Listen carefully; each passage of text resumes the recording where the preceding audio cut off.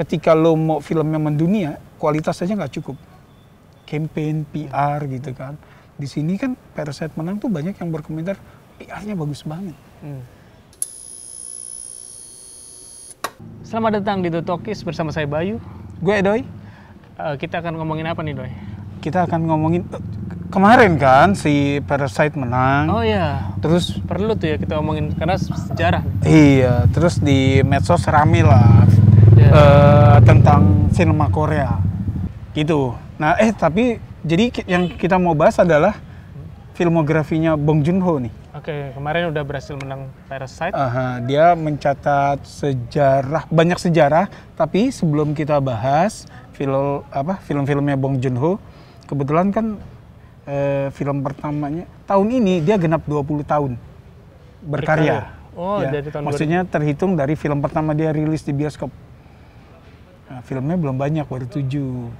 Gitu kan, jadi masih mungkin lah dibahas. Tapi sebelum kita bahas, please ini tombol subscribe-nya diklik, juga itu yang bell-nya, loncengnya juga boleh lah diklik ya. Iya. Barking Dogs Never Bite tahun 2000.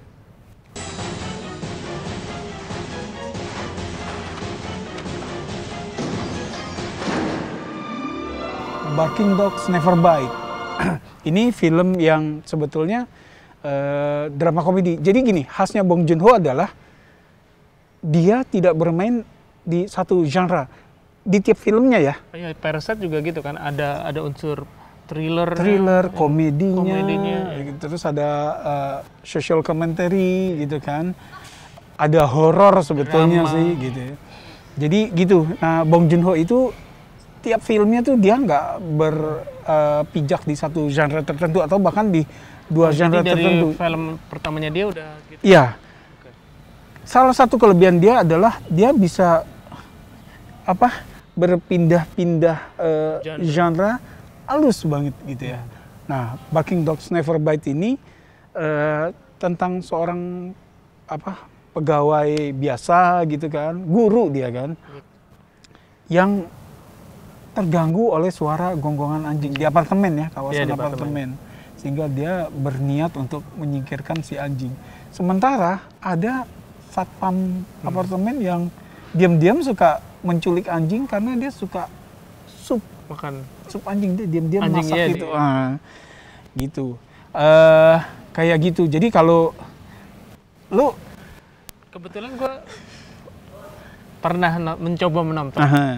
Kebetulan gue dog person ya, jadi begitu gue nonton terus ada anjing yang disakiti itu gue nggak tega nonton. Jadi gue nggak selesai terus terang.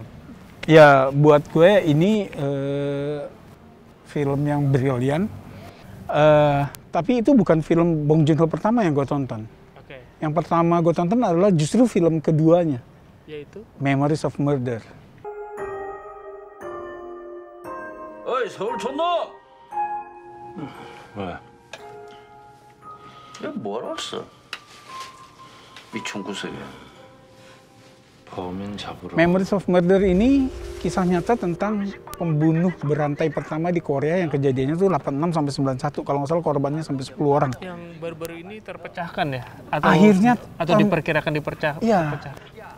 Pokoknya itu sebetulnya jadi spoiler buat filmnya ya. Artinya sampai film selesai pembunuhnya nggak ketangkep.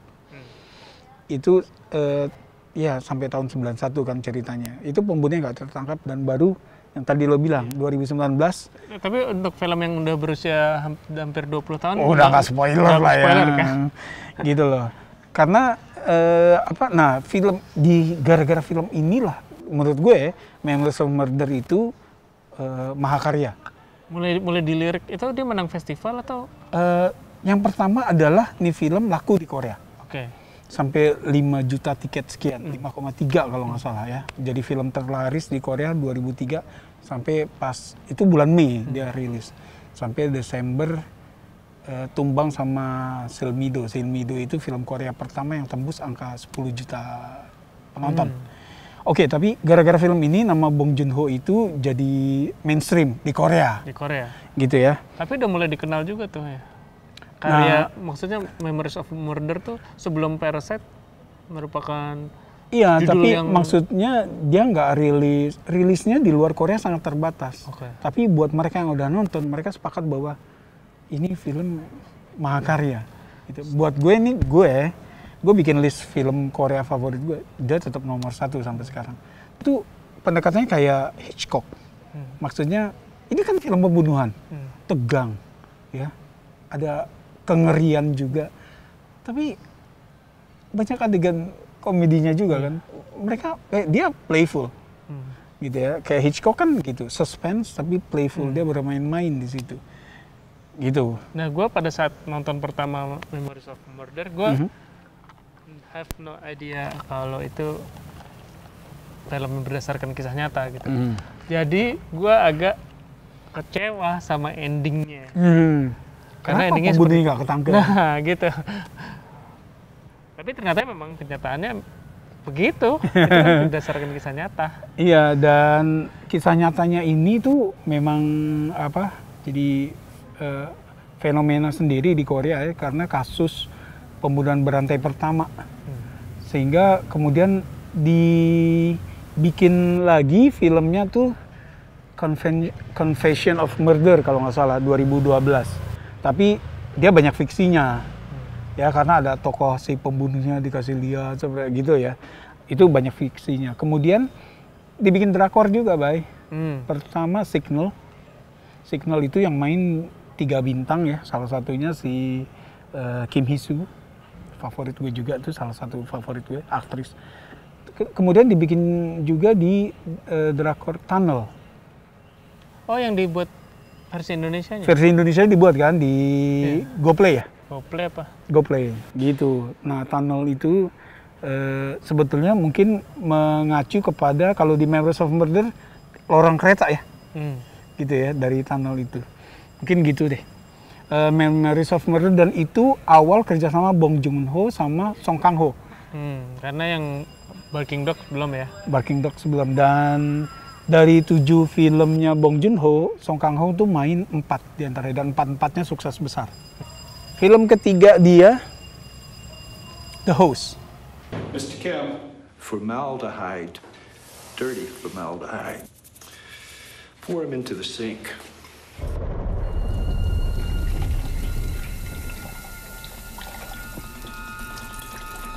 Barking Dogs 2000, Memories of Murder 2003, The Host 2006. Karena Memories of Murder sukses ketika dia bikin film The Host ya, Bong Joon-ho bikin film Monster. Itu antisipasinya gila-gilaan di Korea. Oke. Jadi apa nih film Monster? Film Monster, again, Bong Joon-ho dia nggak bermain di satu genre, gitu ya.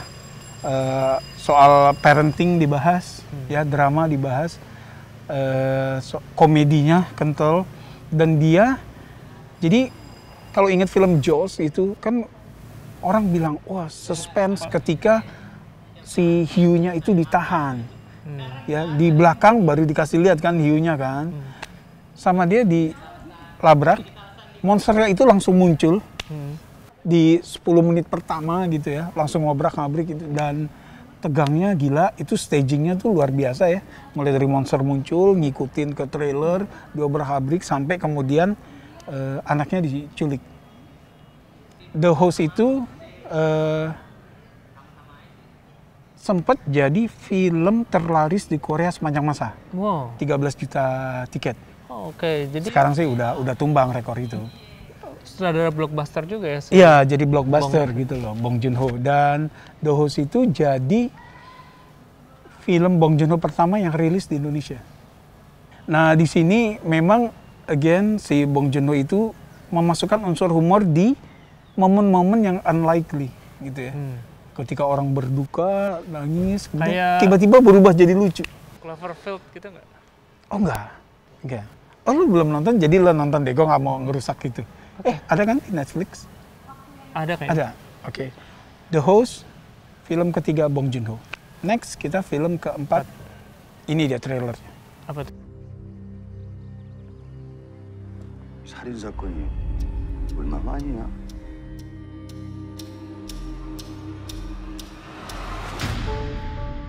Mother ini ceritanya seorang ibu yang punya anak agak keterbelakangan mental ya. Terus dia dituduh melakukan kejahatan, Pembunuhan. Dan dia nggak bisa bela diri. Nggak bisa bela diri. Apakah benar dia yang membunuh atau enggak? Dan si ibu itu melakukan investigasi. Tapi pertanyaannya ada, ibunya kan udah tua ya, udah agak renta ya. Kenapa si ibu itu melakukan, selain karena emang ingin membebaskan anaknya dari segala tuduhan ya? Oh, anaknya itu. Iya. Ternyata di belakang nanti, again ya, Bong Joon-ho ya, ada di reveal kalau nggak mau dibilang twist ya. Kenapa si ibu itu melakukan ini semua? Lu udah nonton kan? Udah. Oke. Mother ini di Korea Nggak terlalu thriller. laku ya? Maksudnya kalau bandingannya dari Memories of Murder dan The Host memang jauh, tapi tetap laku 3 jutaan. Oke. 3 juta tiket. Dan ini menjadi film Bong Joon-ho pertama yang dikirim oleh Korea ke Oscar.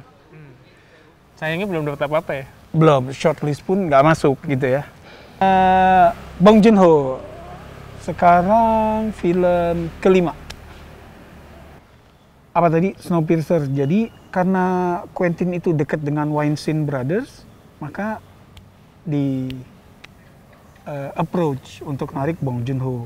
Nah, film yang diambil yang dibuat adalah dari komik Prancis tentang efek dari global warming. Gitu. Jadi ceritanya yang kereta berjalan tanpa henti di salju gitu kan. Lagi-lagi Bong Joon-ho dia nggak berpijak di satu genre.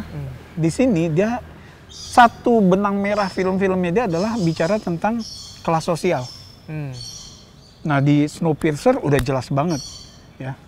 Gerbong depan buat the haves, gerbong belakang buat have nots gitu kan.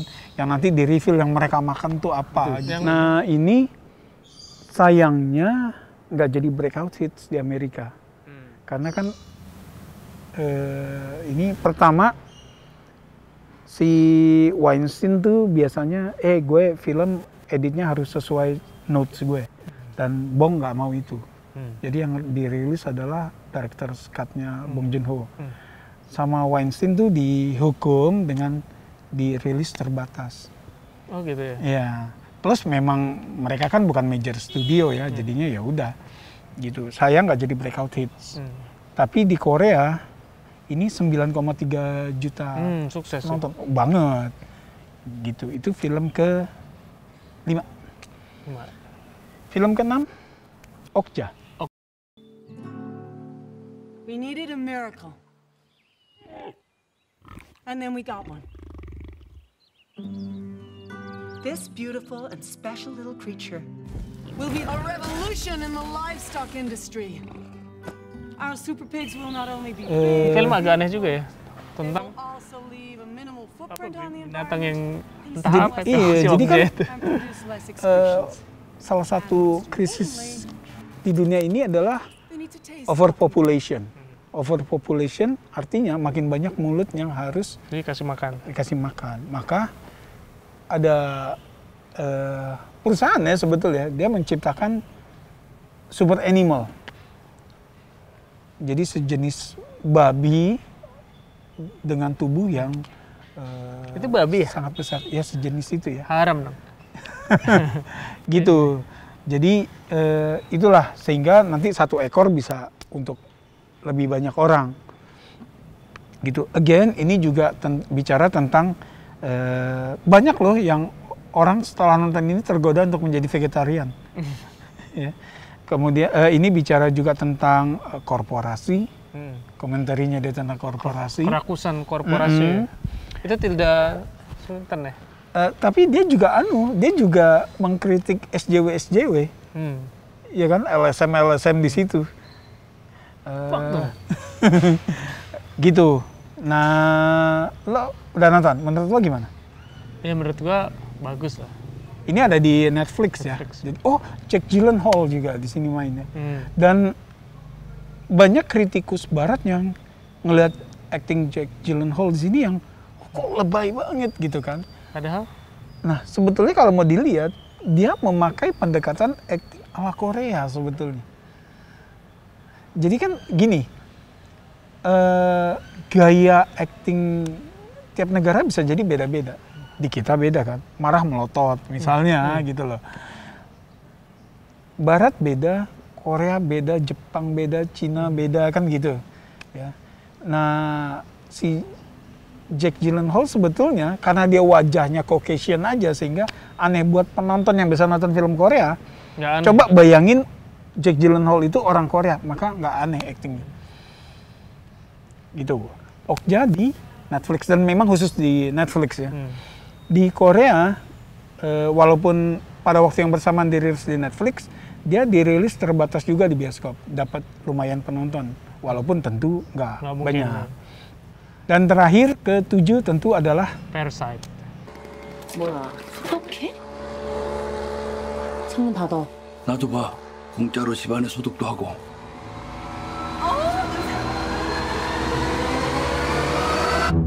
부모님 얼굴도 뵙고 좋더라. 건강들 하시고. 일거리가 없으셔도. 네가 내 대신 얘 과외 선생님 좀 해줘라. 영어. 대학생인 척하라는 거야? 구라를 좀 치지 뭐. menang film Korea pertama yang menang Palm Emas Di Cannes. ya, di Cannes, dan Oscar. yang memorable di acara penghargaannya itu adalah ketika dia dapat Palme d'Or, ya, dia bersimpuh dan menyerahkan piala itu ke Song Kang-ho. Oh gitu. Ya, karena menurut dia ini soul-nya film ini ke Song Kang-ho gitu ya. Begitu dekatnya mereka gitu. Dan memang kerjasama mereka itu hasilnya selalu emas gitu ya. Dirilis di Korea Mei juga setelah menang, dan 10 juta penonton. 10 juta penonton. Kemudian mulai ketika di Amerika rilis tuh Oktober kalau nggak salah. Nah, iya. Di Ini Rotten hits Tomatoes 100% waktu itu. Ini hits di Amerika. Di kita main Juni loh, kita duluan loh dari Amerika. Kita nggak terlalu laris ya. Oh, jangan salah. Berapa penonton? Parasite itu menjadi film Korea terlaris di Indonesia. Oh ya. Gue inget banget. Tapi nggak, jumlahnya berapa? Jumlahnya hampir 500.000. Oke, nggak terlalu banyak lah untuk jumlah. Untuk patokan film Korea yang memang dirilis sangat terbatas, ini jadi bagus banget, Bay.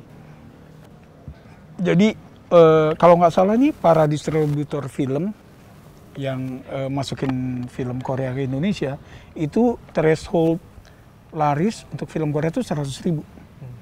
Dan film terlaris sebelumnya adalah Train to Busan, sekitar 150-an ribu.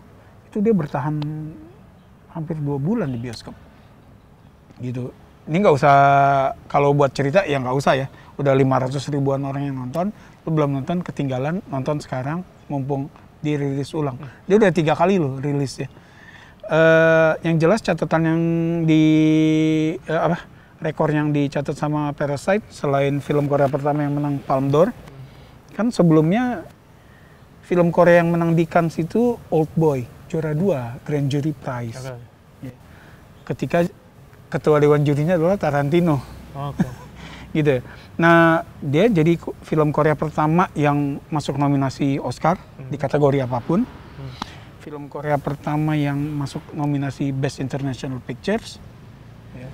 Setelah 30 film Korea lainnya gagal. Sekaligus film Korea pertama yang menang di kategori itu. Film berbahasa non-Inggris pertama yang menang Best Picture. Dan kalau lihat Oscar kemarin, kan ada tuh ibu-ibu kecil yang ngasih speech yang lampunya sempat dimatiin. Nah, dia kameranya itu udah switch ke Jane Fonda. Jane Fondanya sendiri kan kemudian gitu ya. Dia itu salah satu, dia konglomerat sebetulnya. Oh gitu. Dia salah satu yang berjuang paling keras untuk kemajuan sinema Korea. Tapi dia ada hubungannya sama Parasite nggak? Gue mikir siapa ya dia? Ya, jadi dia sebetulnya ya udah figur sinema Korea. Oke. Dia yang berjuang keras untuk memperkenalkan film Korea ke dunia. Jadi kan sebetulnya ketika lo mau filmnya mendunia, kualitas aja nggak cukup. Campaign, PR gitu kan. Di sini kan Parasite menang tuh banyak yang berkomentar PR-nya bagus banget. Dan waktu di Oscar kemarin dia kan mengakui bahwa ke Martin Scorsese kan. Iya. Gitu. Menurut gue itu banyak orang yang bilang itu salah satu momen paling hangat di Oscar ya. Lu kebayang gak sih Martin Scorsese itu oke lah Irishman dapat 10 nominasi dan Gak 0 kan. Tapi di panggung diberikan penghormatan seperti itu dan orang standing ovation termasuk si Spike Lee yang bravo gitu kan. Itu buat dia penghargaan yang mungkin nggak disangka-sangka gitu ya. Jauh dari kemenangan itu sendiri gitu ya. Lebih berharga dari kemenangan itu sendiri. Oke. Bong Joon-ho tuh nggak bisa bikin film jelek, udah gitu aja. Filmnya either bagus atau bagus banget. Jadi tonton semuanya. Tonton semua dan jangan lupa tonton video kita juga. Subscribe, Ya komen. nyalain bel, komen kalau memang mau nanya ada rekomendasi film Korea lain nggak? Sok kita kemungkinan bisa jawab. Oke. Kalau bisa. Iya. Udah, Oke, sampai ketemu. salam.